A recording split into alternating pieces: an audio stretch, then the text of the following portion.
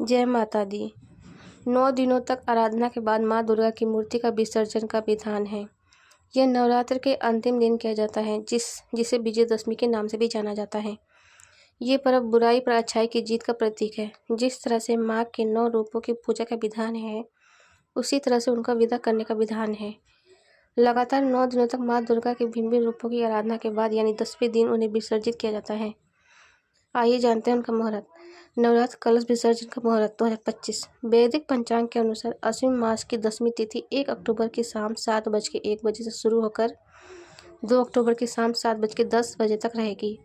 उदय तिथि के आधार पर 2 अक्टूबर को दशहरा मनाया जाएगा। शारदीय नवरात्रि कलश में विसर्जन मुहूर्त 2 अक्टूबर सुबह 5:17 से लेकर सुबह 6:29 तक रहेगा और दोबारा रहेगा इसके बाद 2 अक्टूबर को 12:04 से 12:51 के बीच आप कलश विसर्जन कर सकते हैं।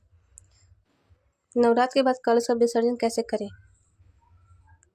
प्रार्थना करें। कलश विसर्जन से पहले माता रानी से क्षमा मांगे और उनसे अपने घर का वापस पधारने की प्रार्थना करें। कलश उठाएं। कलश को थोड़ा हिलाकर अपने हाथों में अक्षत और फूल लेकर उठाएं।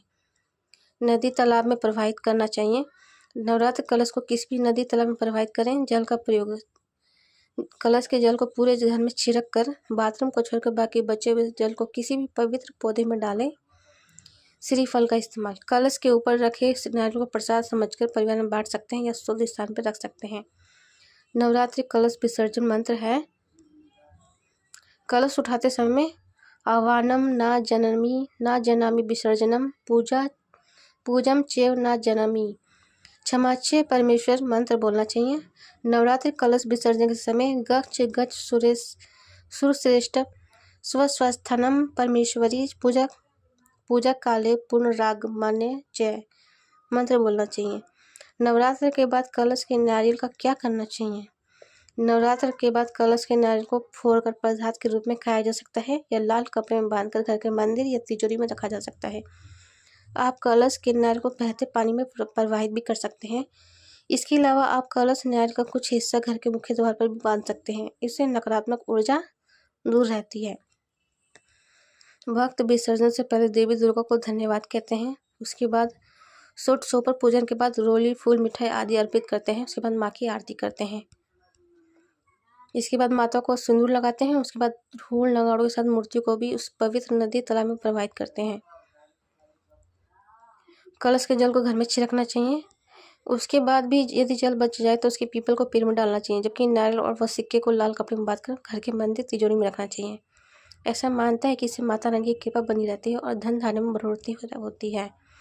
विसर्जन विधि इस दिन माँ जया और विजया पूजन के साथ सम्मी और अपराजिता का पूजन कर माता से विजय और अपराजय होने का आशीर्वाद लें।